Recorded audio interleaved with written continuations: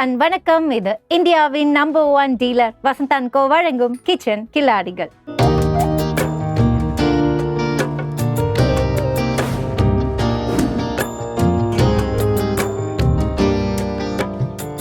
Cauliflower குருமாக்கு என்னென்ன தேவை அப்படிங்கிறத பார்த்துடலாம். கரம் மசாலா, வெங்காயம், பூண்டு, இஞ்சி, மஞ்சத்தூள், மிளகாத்தூள், ஏலக்காய், லவங்கப்பூ, பட்டை, தேங்காய், துருவிய தேங்காய், தக்காளி, சோம்பு, பொட்டுக்கடலை, சால்ட்டு, காலிஃப்ளவர் எண்ணெய். ஸோ இப்போ தேவையான பொருட்கள் பார்த்ததுக்கப்புறம் காலிஃப்ளவரை நம்ம பூவாக நறுக்கி அதையுமே தண்ணியில் போட்டு வச்சுருக்கோம். அது சுட தண்ணியில் போட்டு வச்சுருக்கோம், ஏன்னா க்ளீன் பண்ணுறது அது ஒரு ப்ராசஸ் அப்படிங்கிறதுனால. ஓகே, கடாய் சூடாயிடுச்சு, கொஞ்சம் ஆயில் சேர்த்துக்கலாம்.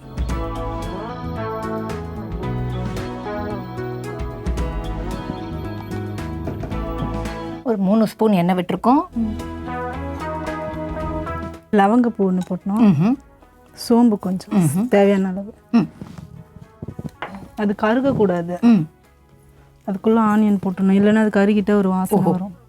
ஓகே, ஸோ அது போட்டு கொஞ்சம் அது சூடு நமக்கு தெரியும், அதுக்குள்ளே ஆனியன் போட்டுருணும். கொஞ்சமாக வெங்காயம், இது அரைக்கிறதுக்காக தான் இந்த வெங்காயம். இது அப்புறமா தேவையான போது சேர்த்துக்கலாம். ஓகே, திரும்பவும் சேர்ப்பேன். சூப்பர். அண்ட் எப்பவுமே நமக்கு குருமான்னா நம்ம அதாவது உடச்சுக்கல வச்சுருக்கோன்னா இது அந்த ஒரு வெள்ளை கலர் குருமா தானே மேம்? மிளகாத்தூள் போட்டோன்னா கலராக மாறிடுமா? ஓகே, பட்டாணி குருமா வீட்டில் செய்கிற மாதிரி இது காலிஃப்ளவர் போட்டு குருமா. ஏன்னா உடச்சுக்கல்ல போடுறதால நான் நினச்சேன் உடச்சுக்கல்லாம் ஒயிட் கலர் குருமா வருமே அதுன்னு. அண்ட் இப்போ வெங்காயம் போட்டு பச்சை மிளகாய் மட்டும் போட்டால் ஒயிட்டாக வரும். மிளகாத்தூள் ஆட் பண்ணுறோம், ஃபைன் கலர் மாறும். அண்ட் ஒரு பக்கம் பார்த்தீங்கன்னா வெங்காயத்துக்கு அப்புறம் தக்காளி ஆட் பண்ணிட்டோம். மேம் அரைக்க வேண்டியது ஏதாவது இருக்கா? இது அரைக்கணும், இதுதான் அரைக்கணுமா? ஓ, இதோட இஞ்சி பூண்டுலாம் போட்டு போட்டுடலாமா? சரி, அப்படியே பண்ணு. இப்போ இஞ்சி போட்டாச்சு, பூண்டு போட்டாச்சு.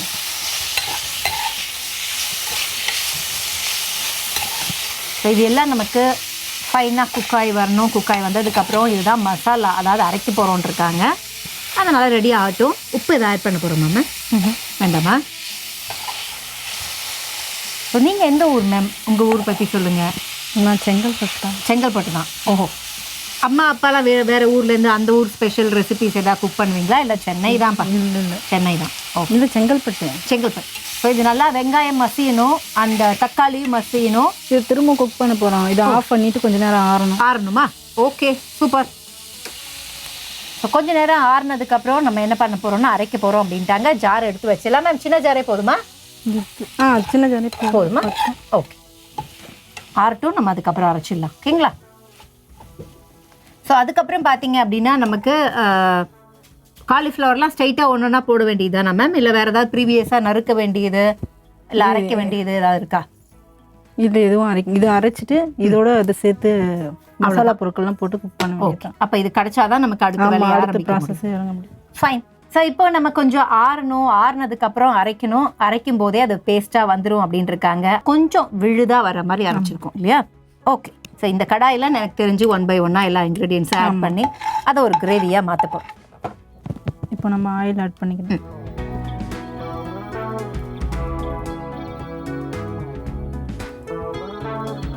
தேவையான அளவு போட்டால் போதும்.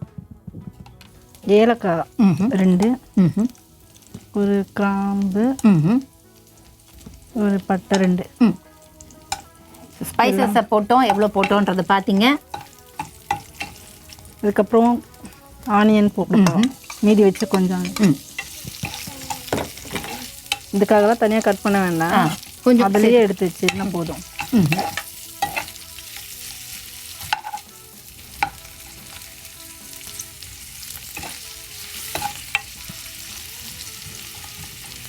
இது கொஞ்சம் பொன்னிறமாக வந்ததும் தக்காளி கொஞ்சம் ஆட் பண்ணிக்கணும்.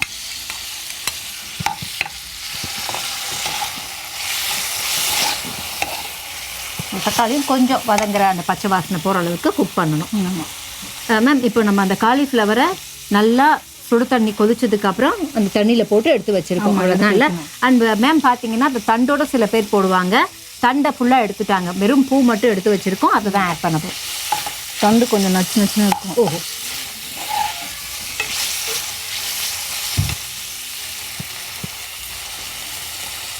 கொஞ்சம் சிம்மில் வச்சு வைக்கட்டுமா? ம் கொஞ்சம் இது வதங்கட்டும். வதங்கினதுக்கப்புறம் அடுத்த இன்க்ரீடியன்ட்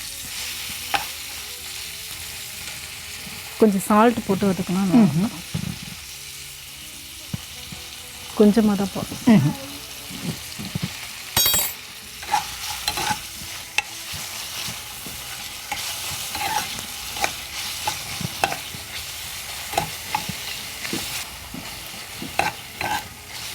இதுக்கப்புறம் இந்த பூவை ஆட் பண்ணிடுவோம். இப்போ காலிஃப்ளவர் பூ ஆட் பண்ணுறோம்.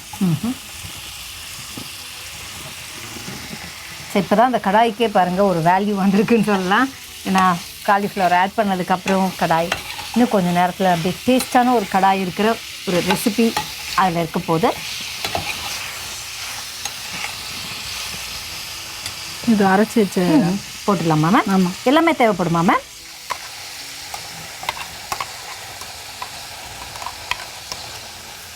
இது கொஞ்சம் வதக்கிட்டே இருந்தால் தனியாக பொட்டுக்கடலை தேங்காய் போட்டு அரைச்சி ஊற்றுறோம். ஃபாஸ்ட்டாக ஊற்றினா நல்லாயிருக்கும்.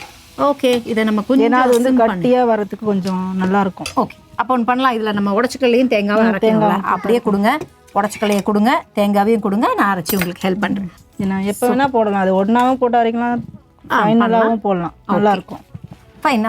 ஒரு கப்பில் நம்ம உடச்சிக்கல்ல போடுறோம், பொட்டுக்கடலை போடுவோம், தேங்காவையும் போடுவோம். இது எல்லாமே போட்டுடலாமா மேம்? தேங்காவும் லாஸ்ட்டாக இறக்கும்போது ஊற்றி கிண்டி இறக்கணும். தேங்காய் மேம் தண்ணி ஆட் பண்ணணுமா? ஆமாம், கொஞ்சம் ஜக்கில் இருக்கு பாருங்க. தேவையான அளவு கொஞ்சம் போடணும்.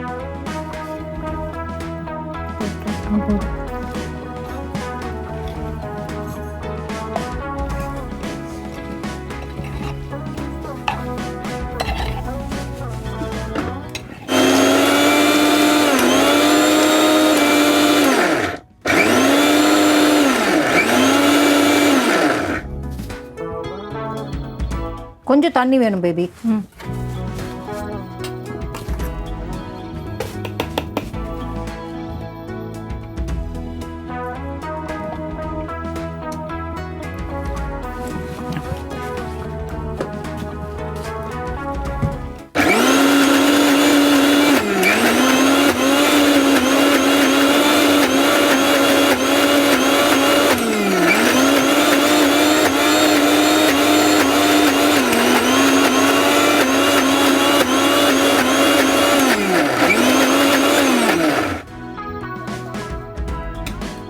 பாருங்க. ஓகேவா? இன்னும் அரைக்கணும்? ஓகே, போதுமா? ஓகே. ஸோ இப்போ நம்ம பார்த்தோம்ல, இப்படி அரைச்சா போதும் அப்படின்ட்டுருக்காங்க. நல்லா கெட்டியாக தண்ணியை ரொம்ப பார்த்து ஆட் பண்ணணும்னாங்க. ஸோ பேபி இப்போ அடுத்து என்ன பண்ண போகிறோம்? மசாலா பொருட்கள்லாம் போடணும். ஓகே, போடலாமா? மிளகாத்தூள் கொஞ்சம் போட்டு. ஓகே.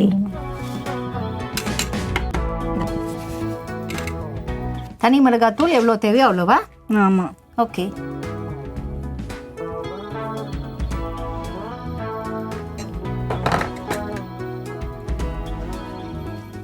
இது ரொம்ப காரமாக இருக்கும், அதனால் கொஞ்சமே போதும். மஞ்சத்தூள் கொஞ்சம். ஓகே. ஆல்ரெடி உப்பு போட்டாச்சு. திரும்ப கொஞ்சம் ஆட் பண்ணுவோம்.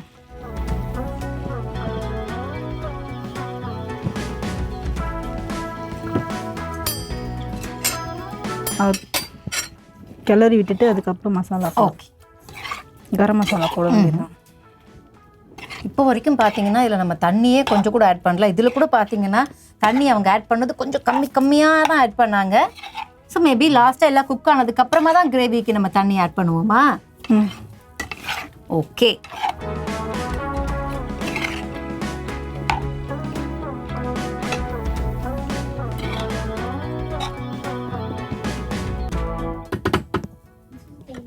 இப்போ கரம் மசாலா போட்டு திரும்பவும் கிண்டி விடணும்.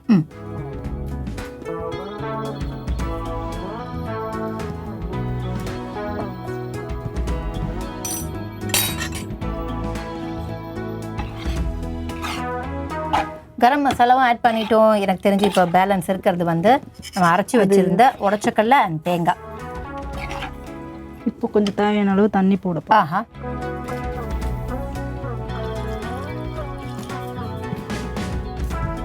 ஓ மேம் இது எப்போ ஆட் பண்ண போகிறோம் மேம் உடச்சிக்கல?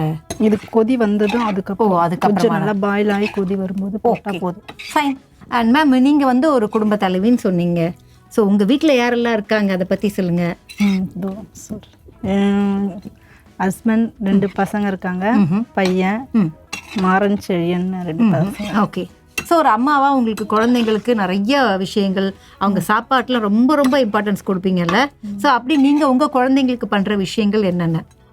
அவங்களுக்கு பிடிச்சது சப்பாத்தி, குருமா, அதுக்கப்புறம் எள்ளுருண்டை, ஸ்நாக்ஸு வீட்டில் செஞ்சு கொடுப்பேன். ஓ இப்போ குழந்தைகளுக்கெல்லாம் வந்து ஒரு எக் ஒரு நாளைக்கு நம்ம கொடுத்தே ஆகணுங்கிற மாதிரிலாம் ஒரு அம்மாவா நீங்கள் ஃபீல் பண்ணுவீங்கல்ல.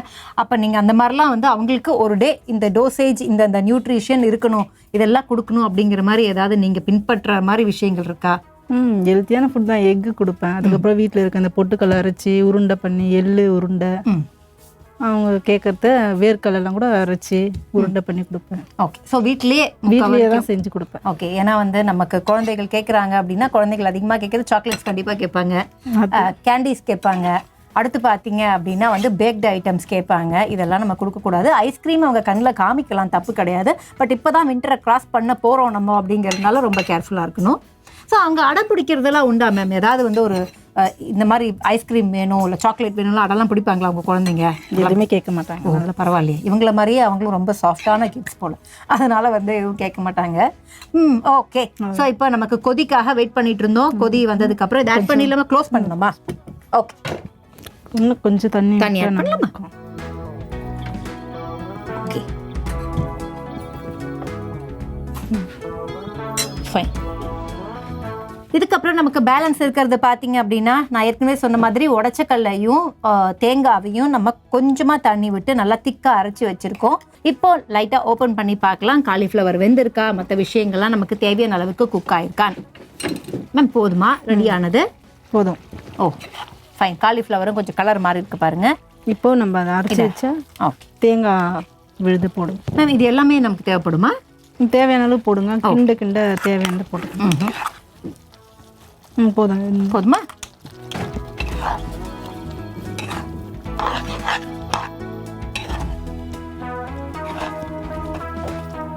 சிம்மில் வச்சுட்டா கொஞ்சம் நல்லாயிருக்கும்.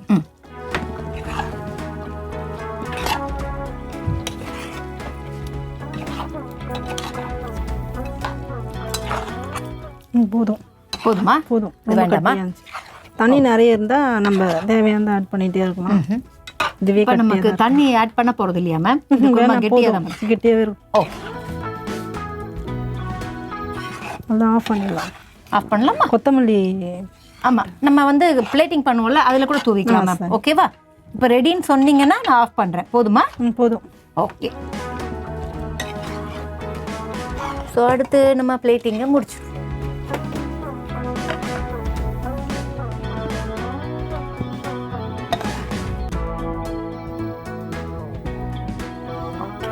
கொத்தமல்லி ஆட் பண்ணு. ஓகே. ஸோ கொத்தமல்லி தூவி இறக்கிட்டாங்க. இதுக்கப்புறம் நம்ம வந்து ஃபஸ்ட்டு என்ன பண்ணலாம் அப்படின்னா காலிஃப்ளவர் கொஞ்சம் ஆறுறதுக்காக ஒரு பீஸை எடுத்து வச்சுட்டு ஏன்னா டேஸ்ட் பண்ணணும்ல. அதுக்கப்புறம் நம்ம என்ன பண்ணலாம் அப்படின்னா இப்போது ஃப்ரீ கேட்பலாம்.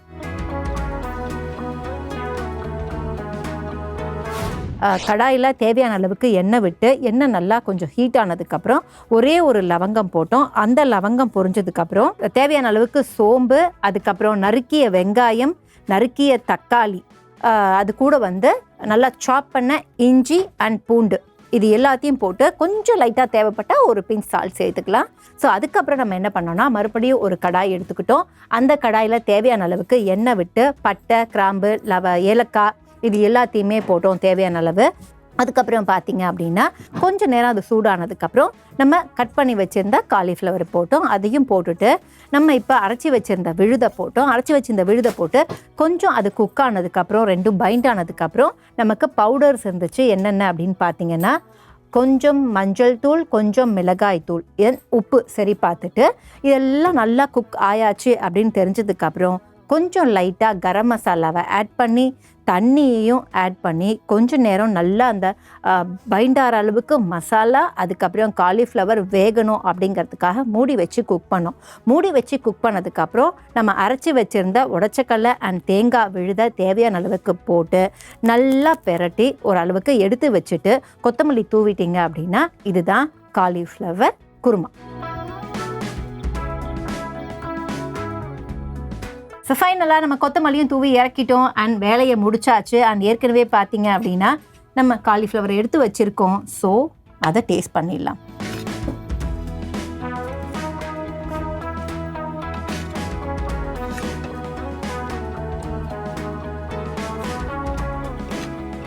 காலிஃப்ளவர் குருமா அண்ட் உடச்சக்கடலை போடுறதால இந்த குருமா அவ்வளோ காரமாக இருக்காது இல்லையா? கொஞ்சம் வந்து ஒரு பிளாண்டாக இருக்குன்னு சொல்ல முடியாது, பட் ஸ்பைஸியாக இருக்காது, அவ்வளோதான். மற்றபடி வந்து குழந்தைங்களுக்கு கொடுக்கலாம். அண்ட் நான் சொன்ன மாதிரி காலிஃப்ளவர் ஆகட்டும், உடச்சக்கடலை ஆகட்டும் அண்ட் தேங்காய் ஆகட்டும் காரம் இல்லாமல் சாப்பிட்ணும். எதை சாப்பிட்டாலும் வந்து இந்த ஸ்பைஸியாக சாப்பிட்டே உடம்பு ஒரு மாதிரி ஆயிடுச்சுப்பா அப்படின்னு நினச்சிங்க அப்படின்னா இதை நீங்கள் சாப்பிட்லாம். மற்றபடி வந்து மேம் இன்றைக்கி பண்ணதை நல்லா ஒரு திக்காக பண்ணியிருக்காங்க. இது வந்து சாதத்துக்கெல்லாம் வச்சுக்கலாம். இல்லை ஒருவேளை இதே நீங்கள் வந்து கிரேவி குருமா மாதிரி நல்லா பண்ணீங்க அப்படின்னா உங்கள் வீட்டில் ரொட்டி இல்லை சப்பாத்திக்கெல்லாம் வச்சுக்கலாம் அப்படின்ட்டு இருக்காங்க. But cauliflower and other ingredients எல்லாமே சூப்பராக இந்த ரெசிபியில் பைண்ட் ஆகியிருக்கு அப்படிங்கிறது சிறப்பு. மேம் குக் பண்ணதில் ஹாப்பியா? ஓகே. ஸோ வந்ததும் தெரியல குக் பண்ணதும் தெரியல அப்படிம்பாங்கள்ல, அப்படி ரொம்ப நிதானமாக பேசி அழகாக குக் பண்ணிட்டீங்க. ஸோ எங்களுக்கும் நீங்கள் ஒரு நல்ல ரெசிபி கொடுத்ததில் சந்தோஷம்.